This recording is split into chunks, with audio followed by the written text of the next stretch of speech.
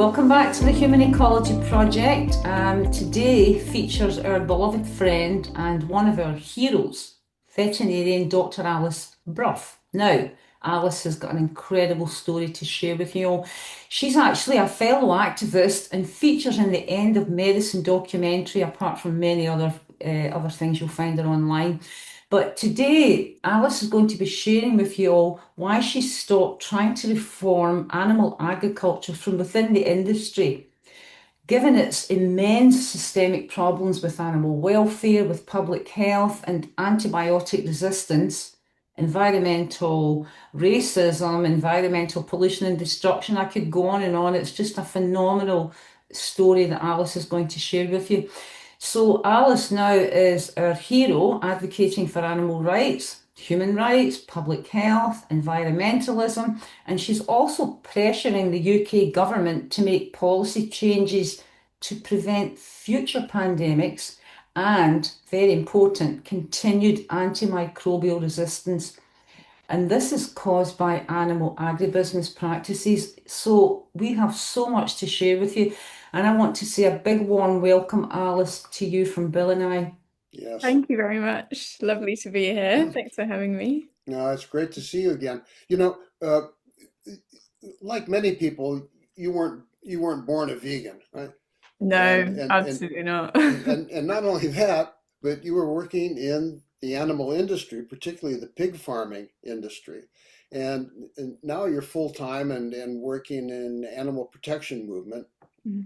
What a big transition that is. Can you tell everybody a little bit about your own story? How did the cognitive dissonance kick in for you? I mean, what happened? What was the event? Yeah, it was a kind of a long, protracted journey of going from a very big meat eater. So my grandfather was actually a livestock farmer and arable as well. So he had beef cattle, turkeys, and a few pigs.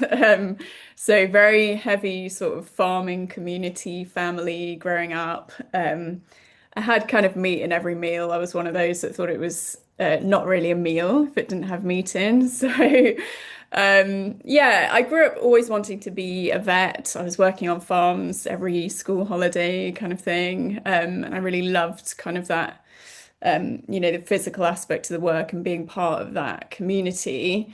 Then I went to vet school, having done all of my kind of previous farm work, which included about 6 months on an intensive pig farm, actually, just before university. I took a kind of gap year and did 6 months there. And kind of what I saw at that farm was pretty shocking. I hadn't really realised what pigs go through in farming, and that was actually quite a good farm that I worked on. So I went through the whole 5 years of vet school knowing that I wanted to go into pigs. To try and work my way up, I thought naively perhaps as a vet I would be able to affect the welfare standards in pig farming. So I went into the industry and nothing could have prepared me for kind of what I've found there.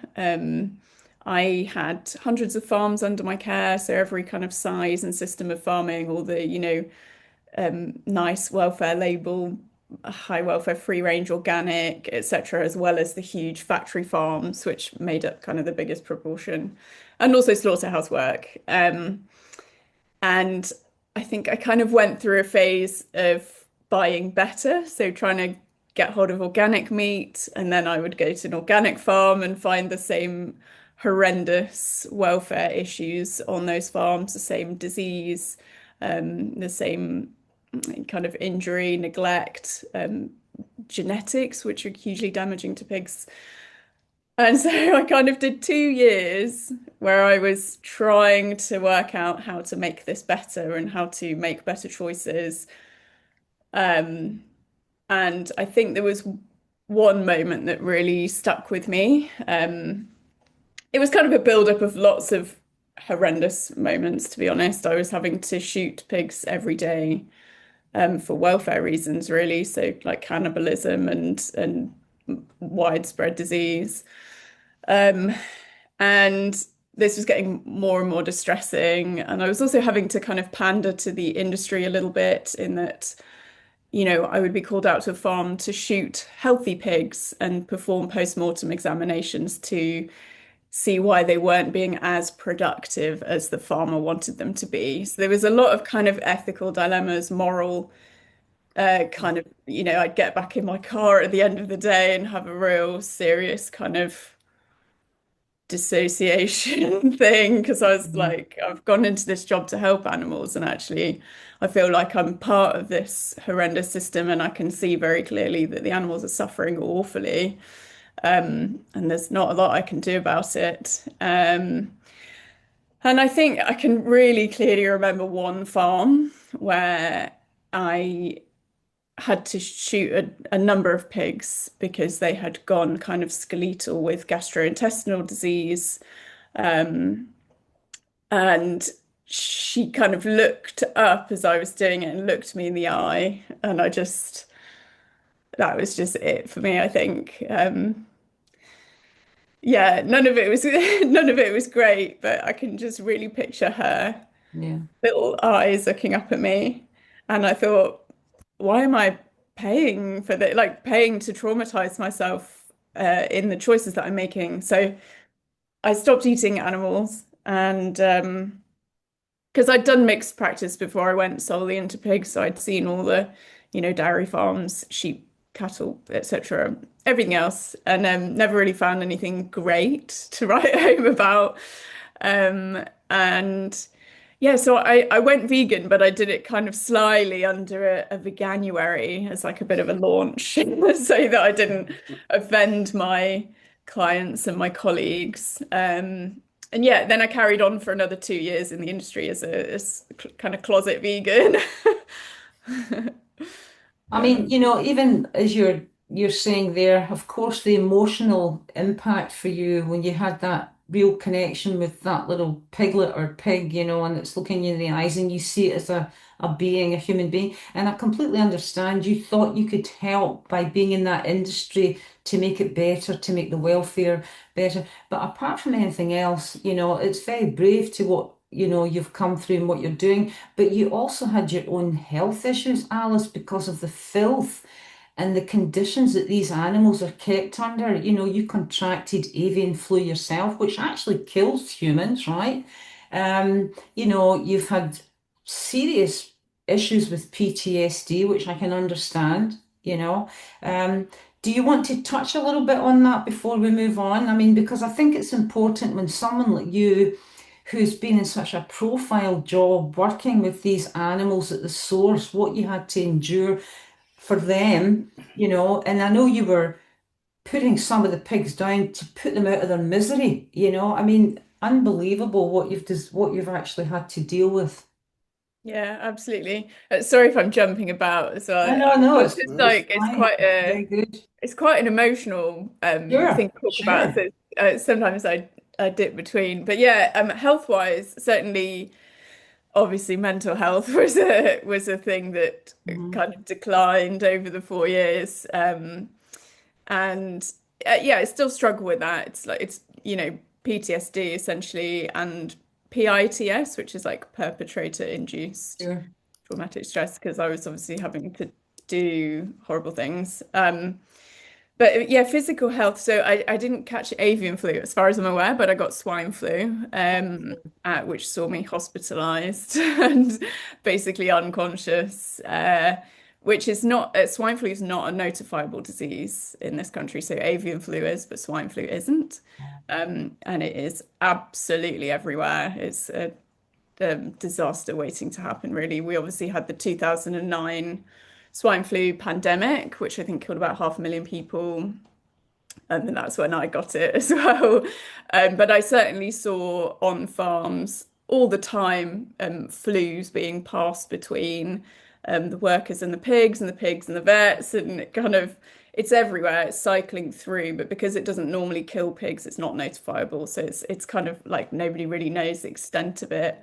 And influenzas are really kind of clever viruses. Like they're constantly kind of mutating and working out how to spread better and jump to different species. We're seeing a lot of jumps from the avian flu strains into a lot of different mammals that we haven't really seen it in before. There's a lot of that passing around at the moment. And the poultry industries have had a really bad few years of it, and that is a huge risk to human health, I would say. And there's new kind of strains jumping back and forth all the time. And then I also, yeah, I've kind of got a chronic condition as a result of the filth on the farm. So when I was in the industry, I had a lot of um, kind of bacterial infections happening all the time, and I was hospitalized actually with a kidney infection at one point, and that has been now what, nine years of dealing with the after effects of that, presumably resistant pathogens that you wouldn't normally kind of deal with in human medicine is possibly why that's become like a chronic thing for me. And I don't think I'm the only one that's kind of dealt with that side of things.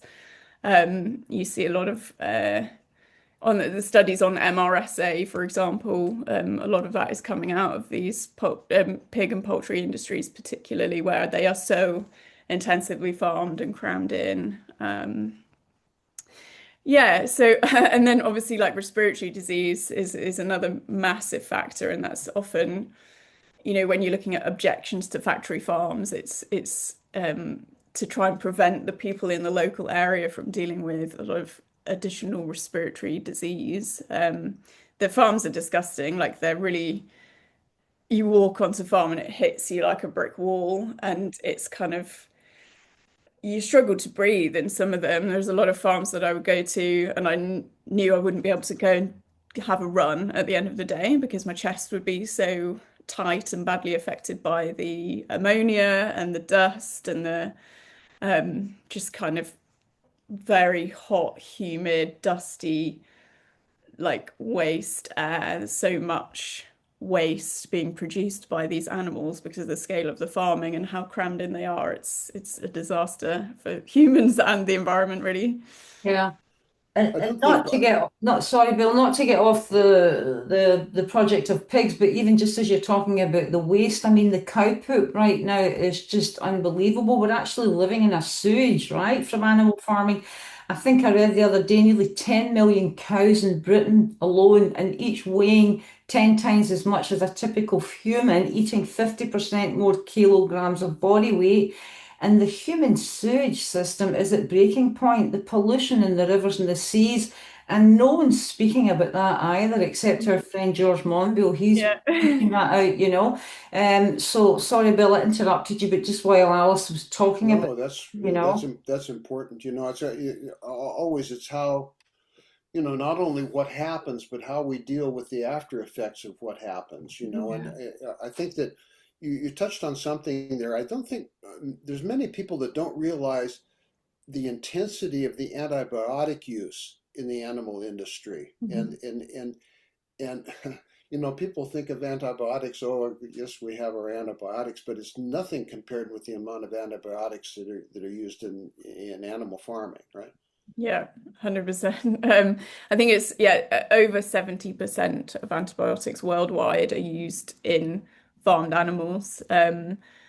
We're slightly lower here in the UK. It's about a third, so about 30%, but that's still a massive amount. Yeah. And when you consider how it's being used as well, so a lot of it is mass medication, a lot of it's preventative, a lot of it's so the key factors for antibiotic resistance forming is overuse and misuse. So we're mass medicating through feed and water. I think it's like 96% of antibiotics going into pigs are in feed and water, so en masse, without being able to kind of ascertain the exact doses that each animal are getting. So they might be being underdosed, and misuse. So all of these farms have a huge cache of pharmaceuticals that get left on farm because you can't call out a vet every time you've got one pig sick on a farm of 9,000. So they will have a huge stack of medications that they can choose from.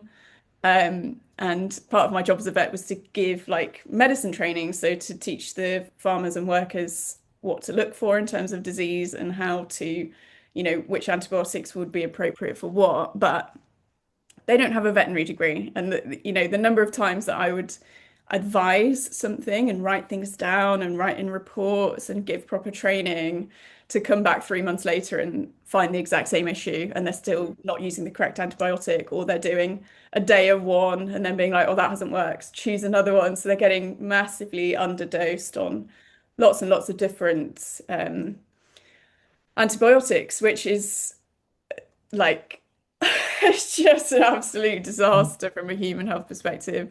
A lot of these drugs are relevant to human medicine as well. Right. Um, Aren't a lot of those actually through excretion into the water supply as well? 100%. I think it's like 75 to 90% of antibiotics come out the other end, so in excreta unchanged, so active ingredients. And then obviously all of that waste, where are we putting it? Onto our food crops, and it's Yeah. washing Yeah, into our waterways.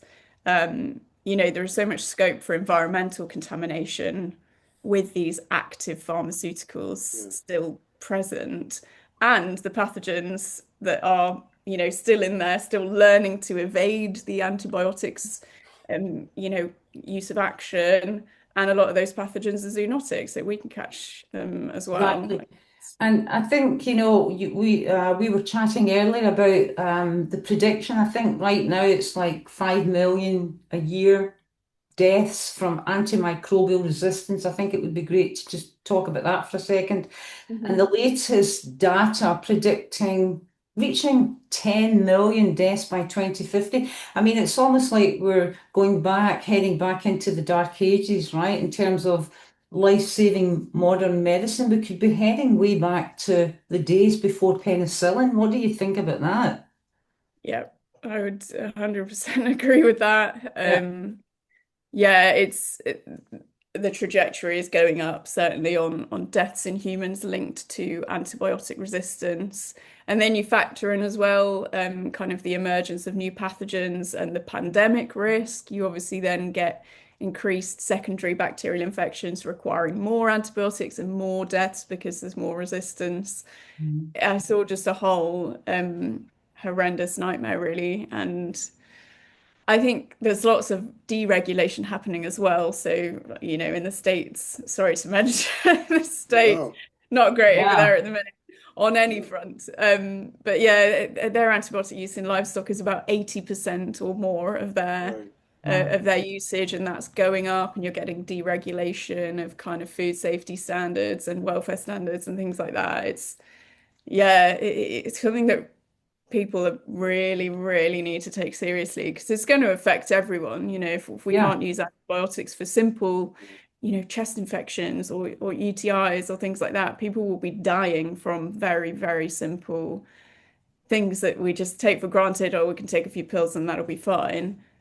No, we will be saying goodbye to elective surgery. We'll be saying goodbye to cesarean sections. People will be Yeah. dying in droves from Right. from things that we've been able to treat for a long time. A question out of left field here, right?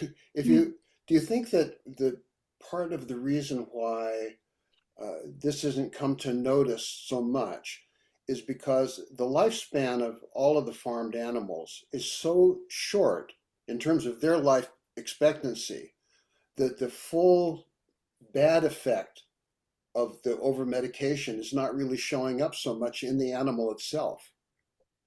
Yeah, they're all slaughtered kind of as babies. Right, I mean, pigs are sort of 5 to 6 months old. It used to be in this country that they would be medicated from basically birth to slaughter, and they would be low-level antibiotics for growth promotion. I think that's still a thing in the States and in lots of other places in the world. So they're getting treated just to sort of get them to slaughter. right. But obviously, if you wanted those animals to last longer, you're going to run into difficulty if they've been exposed to kind of low-level antibiotics their whole lives. And yeah, it's not something that the industry are obviously advertising or Right, looking into too deeply. There's to an extent some testing of residues in meat and things, and these right, drugs have like withdrawal periods, so a time between which you can't give them an antibiotic and then slaughter them. There has to be a gap. But the extent at which they're testing, they're not testing every animal once they're slaughtered. They're not testing for every drug compound. They're not testing for every pathogen. It's kind of very low level surveillance, and it's what we can manage as with our government system. So the amount that could be slipping through the net is fairly large, and So this is a recipe for zoonosis, isn't it?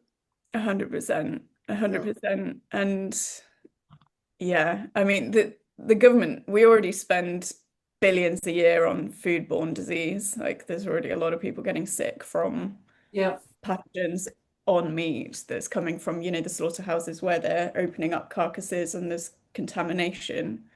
There's already a lot of disease within that people are picking up And I from presumably. remember, I remember we were discussing, Bill, when we were working on our book there, scientists were estimating that more than 6 out of 10 known infectious diseases in people are actually spread from animals, and 3 out of every 4 new or emerging infectious diseases in people are coming from animals. I mean, that should be raising huge alarm bells, right? Yeah. It's a Well, Uh, lot. it can't happen any other way, can it? I mean, everybody knows that if you take a sick population of anything, any creature, and yeah, Mhm. pack them together, you're going to have a horror show. Yeah. The microorganisms have such an incredible capacity to adapt Hmm. and to change in Hmm. that kind of environment too. So you can't really, there's no real way you can contain it over the long period. No, 100%. And their immune systems as well will be dipped. I'm sure you guys are very familiar with the effects of stress and, Yeah. the hygiene situation. They are going to be compromised immune systems. And then you look further at where these diseases are emerging from, not only the farming system, but because of the farming system yeah, expanding so greatly and being the number one driver of deforestation and things like that, we are encroaching on wild animal habitats where we wouldn't normally, have these different types of animals in close contact with each other and in contact with each other's waste and breathing the same air. We are, really exposing ourselves and the farm animals to like exotic diseases that, as we've learnt the hard way from things like Ebola yeah. and HIV and things like that. These are not animals that we want to be kind of I coming into mean, contact with diseases the from. land mass alone is huge. I mean, what is it? 75, 80% of land mass used for grazing. And even now, as we are in this sheep farming village, as you know, Alice, you've been to visit, um, all the thousands of acres around here are all used for growing crops to feed the animals, for the humans to eat the animals that kill them. I mean, the whole thing is crazy. We absolutely adore and love you because you really go after the whole welfare washing, like we go after the greenwashing, Mhm. in terms of the environment. Because, what are they doing? Welfare doesn't work. I mean, it's hundreds of years old and there's more animals tortured now than ever before and in more horrific conditions. The more animals, the more torture. So, we applaud you for so many different things that you do, and you are, you know, the person to go to now to speak to in the world about the truth and sharing what's happening with this welfare washing. I mean, you know, enlighten us even more. Yeah, I've gone through a funny journey on that as well because obviously I wanted to improve the welfare standards was Yeah. my original aim. And then I tried in the industry, failed, thought I'd leave the industry and continued trying that as well as like opening people's eyes to what's really happening behind closed doors. Um, and I think to put it into context, I started working with pigs in the UK when I was about 15 years old. So that's like nearly 20 years ago now. And things have not improved in that time, but the marketing has got a lot better. So we're seeing things like outdoor bread and lovely, like beautiful bucolic scenes on our meat packaging. Those pigs may well be born outside, but then they can spend the rest of their lives on Mhm. concrete, covered in their own waste. The marketing has got so lovely, and we've kind of created these. lovely images of like regenerative farming and come up Yeah. with new terms to make it sound better. And in pig farming at the moment, there's a move away from caging mothers, so the farrowing craze, which I've been hammering that one for years, and Yeah. there's been pressure for them to drop it for years, and still, the British Veterinary Association put out a statement on this recently, and they've said recommended a 15-year phase out time. Like these Oh, welfare improvements are so slow, and even then, it's going to go to temporary crating. So they'll Yeah. still be in cages, and then you've got to rely on the farmer to open the cage up so she can turn around. I don't trust anyone to do that correctly. No. I don't trust the government to actually push that through in any time frame that's reasonable. We're getting a new government every 2 minutes, so right. a new ministers of DEFRA every 2 minutes. Like they're not going to follow through No. on this, which is why I've kind of now got to the point where I'm like very clear abolitionist because there's just no. Firstly, Yeah. there is no good way to exploit anyone, There's right? not. You could, And the abolitionist approach, as you know, our friends Gary Francione and Anna Charlton, they've been teaching us for over 40 years now, and it's the only way that's going to end the torture to the animal kingdom. I remember hearing from someone about how they do these like Photoshop opportunities with animals. You go into somewhere like Waitrose and they've got all these beautiful scenes of the pigs or the cows and they've got lots of hay. And it's an actual Photoshop or photo shoot that they bring vets maybe in to set up the scene. And then the pigs or the cows are put back into the barns and the tiny filthy places where they live. I mean, the hypocrisy is just ridiculous. yeah, so I had a few farms that were sort of the higher welfare ones that you would send the likes, the supermarkets to go and film their adverts at, and it would be at the very start of a batch. So just as the piglets are weaned and you put lovely fresh straw in for them, and you might half stock the pen to what you normally would, and then you let them run around and you film that, right? Oh, That looks like that for about 5 minutes on Yeah. farms, and then they spend the rest of their 6 months of life in those same pens, and they grow to the dimension of the pens, and they barely get any more straw half the time. It could be a lot of my work was going out on pre-arranged inspections. So for Red Tractor Farm Assurance, they did quarterly visits on most of my units. And obviously they had time before that to make it look better. So they would go Mhm. around, shoot any pigs that were sick or dying. They would tidy up their meds book. They would put a load of straw in, muck out. It would be very different being called out for an emergency. So often I would turn up on an emergency and be like, what has happened? yeah. Yeah. No straw, like up to their knees in shit, like just complete opposite. And this is what we see on, undercover farm investigations. I do a lot of reviewing of that footage now for my work as an advocate. You can see them before and after an inspection. It looks totally different. Yeah. I think that's part of that mythology too. You oftentimes hear, I can't remember where it was, some place on the news or some video that I saw recently, and a farmer was saying how much they realized that there were problems in the industry, but they loved their animals. Mm. And they, always loved their animals and they took care of their animals so much. And you hear that's a narrative that's being put out a lot more, as people become more and more concerned about it. And I think that, one of the things that we've always said in the abolitionist approach is that as long as the animal is thought of as a thing, nobody's going to take care of it. Mhm. It's not a living being. It's a, Mhm. it's a thing. And so if it's a thing, it can be bought, it can be sold, it can be knocked around, it can be shot. It doesn't make any difference. It's a Yep, thing, right? Um, and it's really bad. 100%. But you've been vilified because you've become a whistleblower, and that's that becomes that becomes a badge of courage.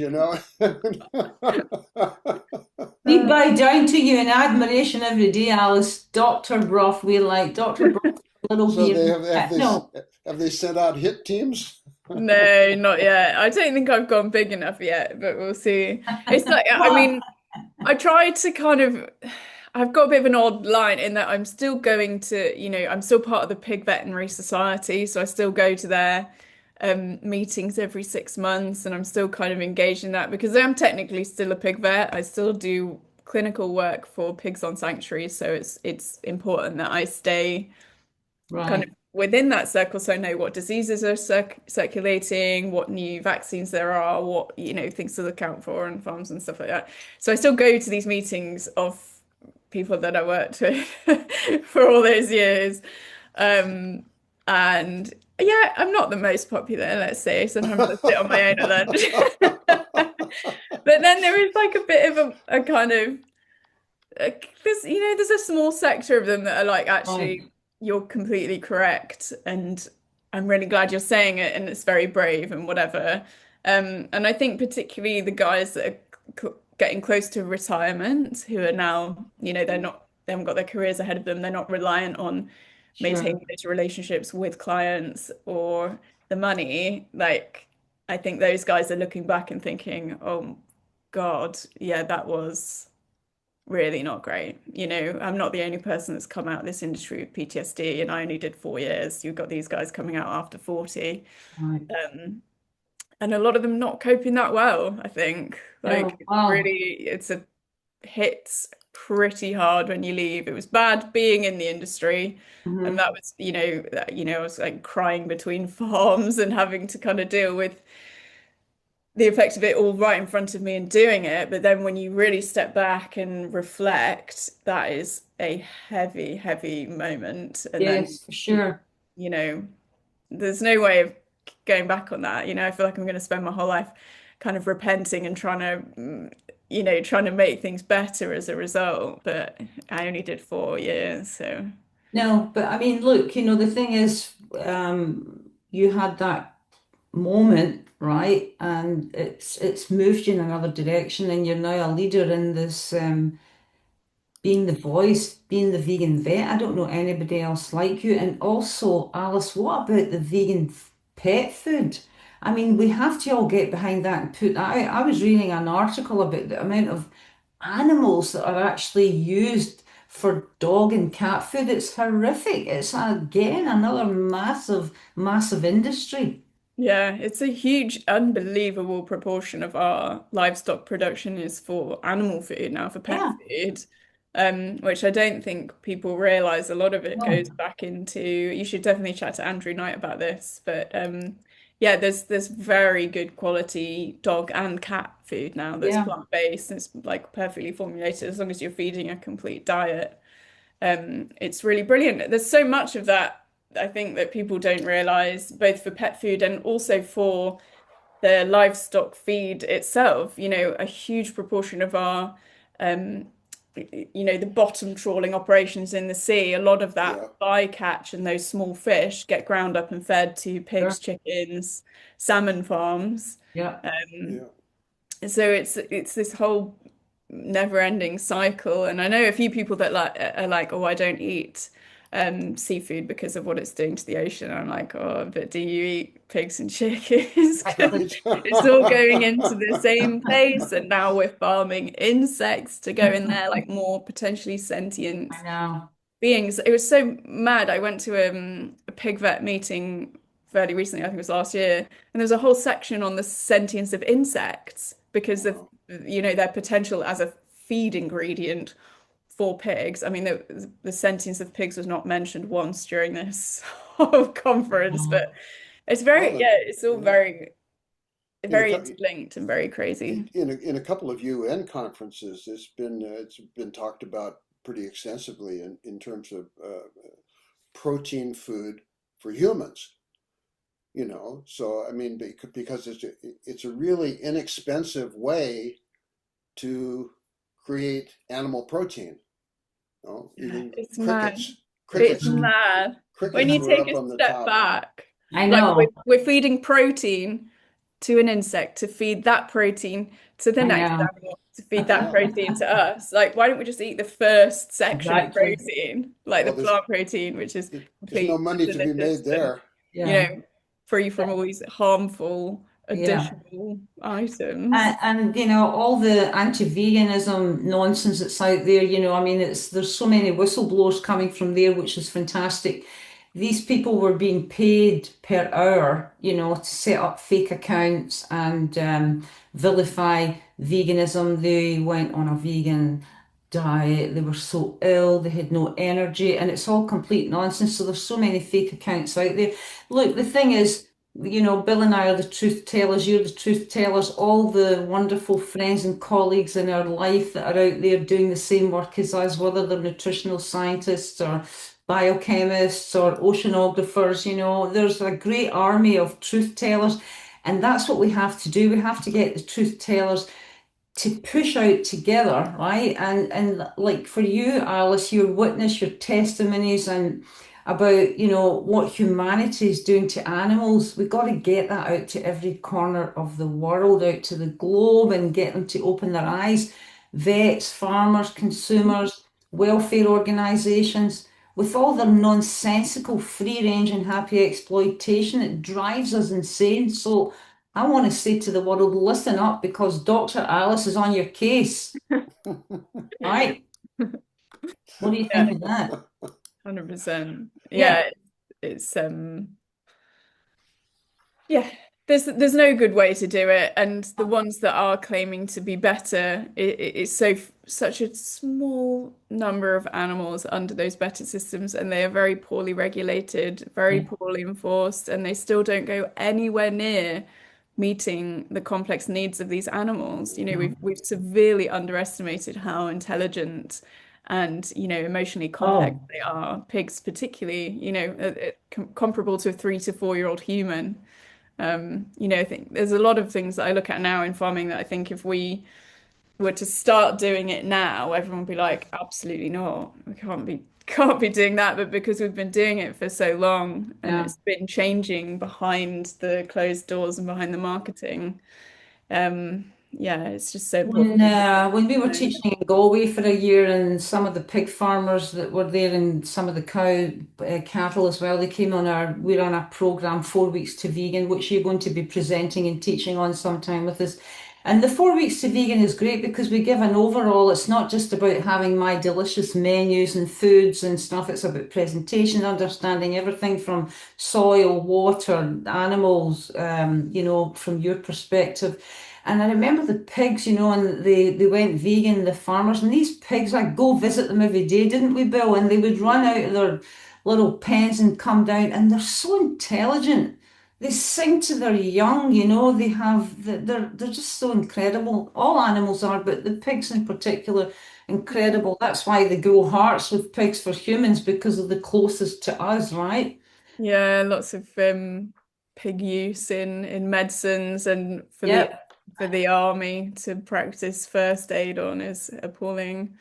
But yeah, pigs particularly. I think it was called the Big Farming Survey or something, Yep. done on farmers in this country, and it turned out that the pig farmers in particular were suffering the worst mental health issues, so the Mhm. depression Oh, and that's things, interesting. and the moral injury from sending animals to slaughter and witnessing how they're experiencing life on farms. It was the pig farmers that were suffering the most with that. And I think it's just they're so human, like you can really easily read the face and body language of a pig. Yeah.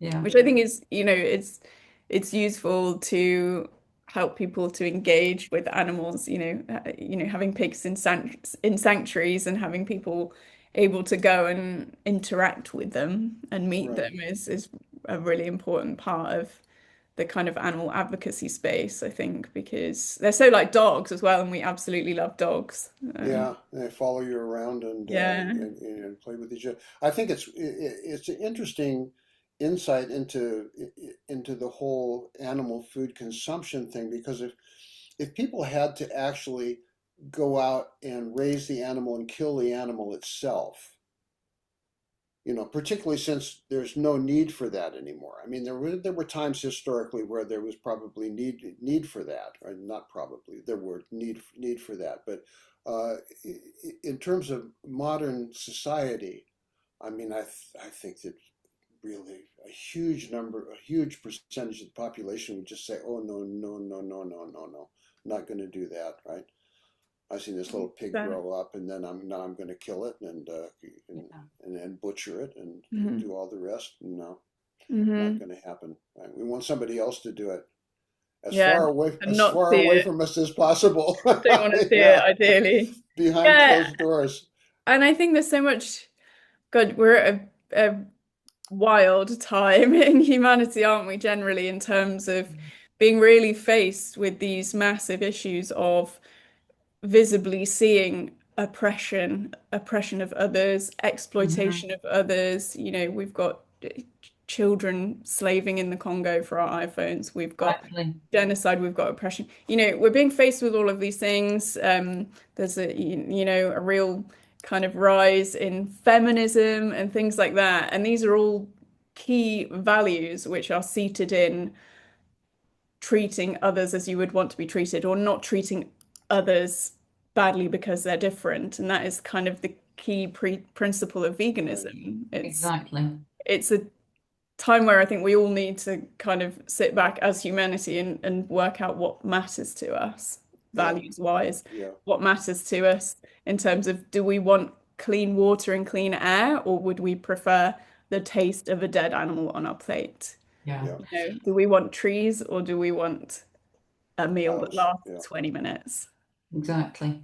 Well, we could talk to you forever, but that was wonderful. And I know all our listeners around the world are going to be saying, fantastic, get Dr. Alice over here. We need to get you in front as many people. And the thing is, we all have different specialities. You know what I'm like with food.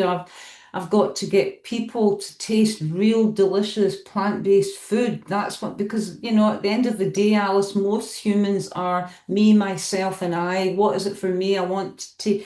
So if you can, Alexis Gothier, yeah, the chef. I mean, Alex, he's like, we chat, and he's the same with me.